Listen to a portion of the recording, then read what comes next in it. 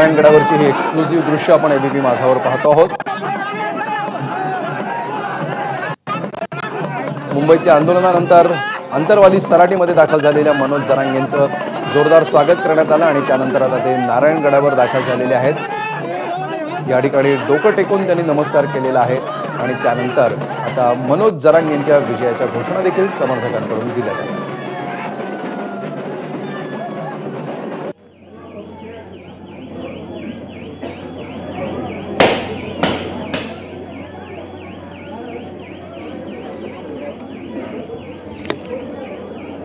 चला मागे